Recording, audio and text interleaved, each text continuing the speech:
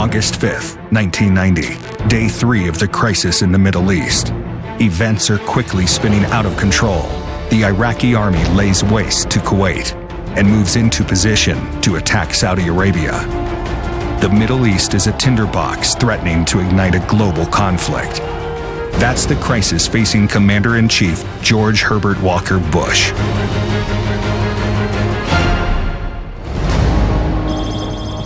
At the White House, the president is making his way from the residence down to the Situation Room when an aide catches up to him with the overnight intelligence reports from Kuwait.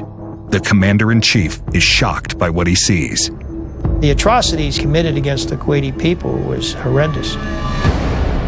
Hospitals where patients were just unplugged by the Iraqi soldiers while they were on respirators. Children in incubators just unplugged. Torture chambers, almost medieval, were set up.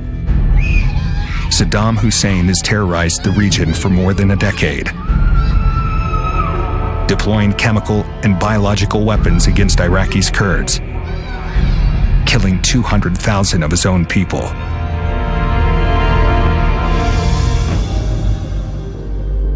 In his private diary, the president records his dismay over Saddam's atrocities. Hearing stories about Iraq's treatment of Kuwait, brutalities committed against its people. The atrocities really hit me and gave urgency to my desire to do something active to respond. In the Situation Room, Chairman of the Joint Chiefs, Colin Powell, lays out 2 basic military options for the commander-in-chief. One offensive, a direct attack on the Iraqi army occupying Kuwait.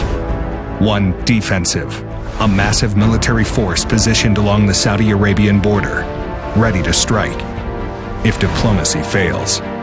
If Saddam kept going, we'd go right into the Saudi oil fields. One of the most important things was to put some U.S. forces in between Kuwait and Saudi Arabia, so he would have to literally fight over U.S. forces to get down there.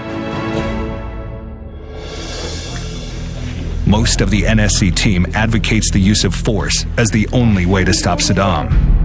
Secretary of State James Baker is one of the few Bush advisors advocating statesmanship and restraint.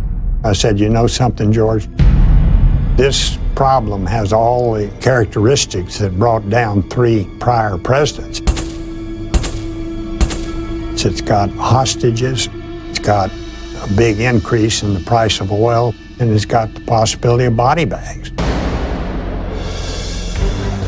Bush tells his team he's more determined than ever to exhaust all diplomatic options first.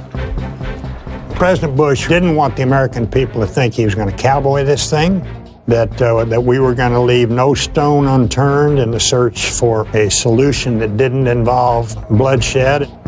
The commander-in-chief instructs Colin Powell to move ahead with his defensive option, codenamed Desert Shield. But the president also decides to start deploying military assets to the Persian Gulf to show Saddam he's ready to go to war if sanctions don't work.